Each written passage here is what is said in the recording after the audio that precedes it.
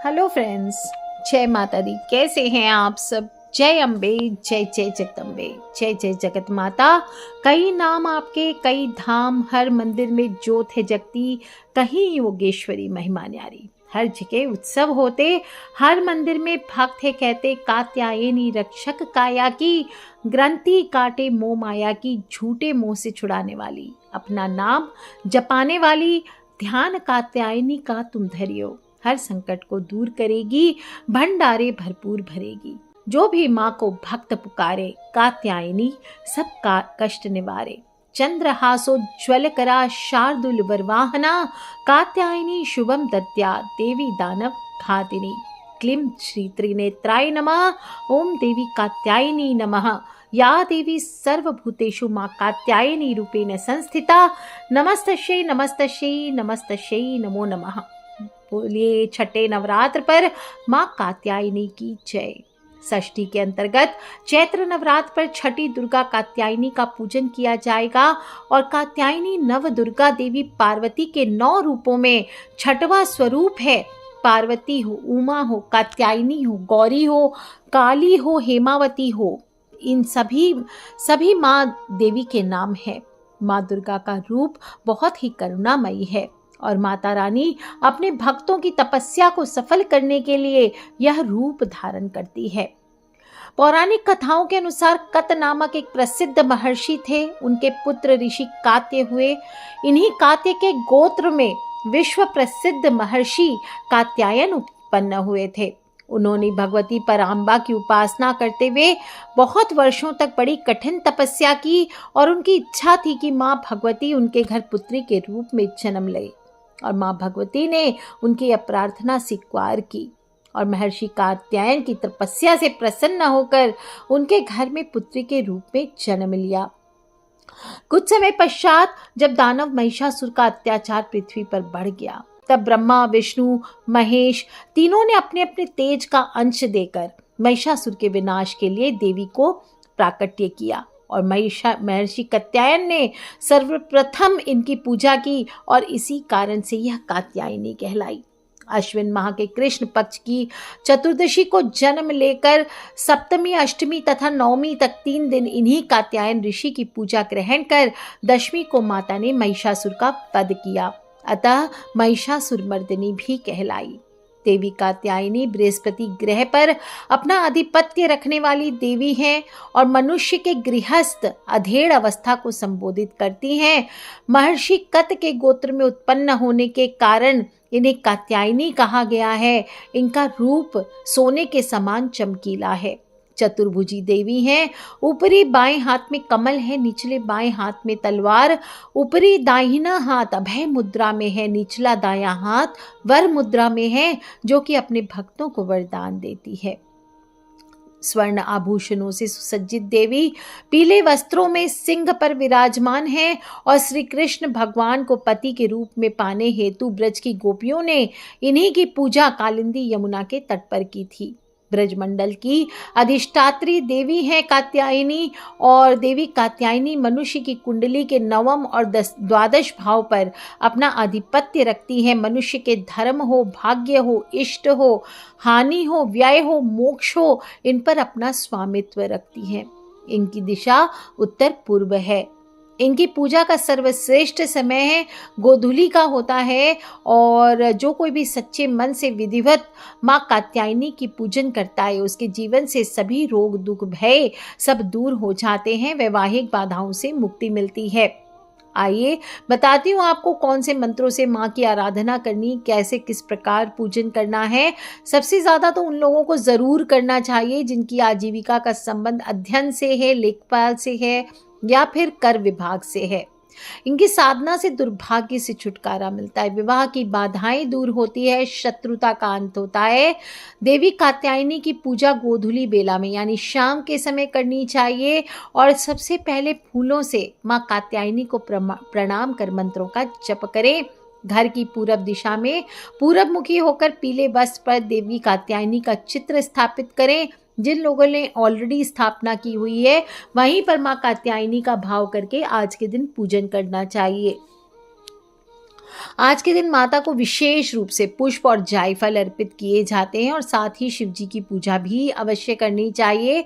माँ को आज एक कटोरी में थोड़ा सा हल्दी का उपटन बना लीजिए, हल्दी का उपटन बनाना चाहिए और वो लगाना चाहिए।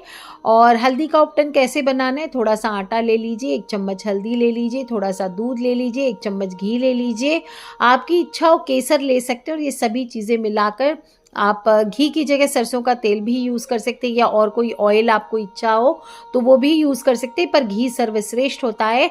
इस तरह से माँ को हल्दी का उपटन चढ़ाइए। इसके बाद शुद्ध जल से स्नान कराएं। सरसों के तेल का पीले रंग के वस्त्रों से माँ का श्रृंगार करें, पीली ही चुनरी उड़ाएं और माँ को पीले फूलों से, पुष्पों से आपको सजाना चाहिए। इसके बाद आप सरसों के तेल का दीपक करें, गूगल से धूप कर सकते हैं। सूरजमुखी के फूल मिलते हैं तो सूरजमुखी के फूल चढ़ाइए और केसर से तिलक करना चाहिए। एक कटोरी में आपको थोड़ी सी पीली सरसों भी रख लेनी है और श्रृंगार में अवश्य मेव रूप से आपको हल्दी अर्पित करनी चाहिए। आप गुड़ चने का भोग लगा सकते हैं माँ को, और या फिर आप पीले खीर का, पीली रबड़ी का, ये चीज़ों का आप भोग लगाइए। बेसन के लड्डुओं का भोग लगा सकते हैं आप। और माँ को लाल रंग बहुत प्रिय है तो आज के दिन आप लाल रंग के कपड़े भी पहन सकते हैं और माँ को शहद का भी भोग लगा सकते हैं। और फिर इसके बाद आपके पास फटिक की माला हो, पीले हकी की माला हो, या फिर आप थोड़ी सी चने की दाल ले लीजिए, 108 गिनती करके उससे आपको मंत्रों का जप करना चाहिए। मंत्र बोलेंगे ओम कात्यायनी दिव्यै नमः, ओम कात्यायनी दिव्यै नमः। इस मंत्र का जप कीजिए। माँ की आराधना करें, बोले चंद्र हासोज्ज्वलकरा शार्दुल वरवाहना कात्यायनी शुभम दत्या देवी दानव घातिनी। जो लोग की शादी में प्रॉब्लम है, विवाह नहीं हो रहा, मनपसंद लड़के से विवाह नहीं हो रहा है, शादी हो गया है पर पति प्यार नहीं करते, आप पति को मनाना चाहते हैं, शादी डिवोर्स तक पहुंच चुकी है, आप रुकवाना चाहते हैं, तो आज के दिन माँ की पूजा होने के बाद 3 हल्दी की गांठ ले लीजिए, उन पर चढ़ा दीजिए और हाथ में लेकर के बोले क्लीं श्री त्रिनेत्राय नमः, ओम देवी कात्यायन्यै नमः, कात्यायनी महामाये महायोगिन्यधीश्वरी नंद गोप सुतम देवी पति में कुरु ते नमः। इस तरह से आपको मंत्रों का जप करना चाहिए। और पूजा के बाद फिर हल्दी की गांठों को जब तक आपकी मनोकामना पूर्ण ना हो, आप अपने पास उसको एक पीले कपड़े में गांठ मार के या ऐसे ही गांठ मार के किसी रुमाल में रख लीजिए और जब आपकी मनोकामना पूर्ण हो जाए इसको गंगा जी में विसर्जित कर दीजिए या फिर किसी पीपल के नीचे रख दीजिए। नियमित रूप से जो हल्दी की गांठ है उसको घस करके आप तिलक रोज चाहे तो लगा सकते हैं। अगर पति पत्नी ऑलरेडी मैरिड हैं तो इस केस में रोज रात को पति जब आपके घर आए उसके पहले इस तिलक को लगाइए, देखिए कैसा करामात आपके जीवन में होता है।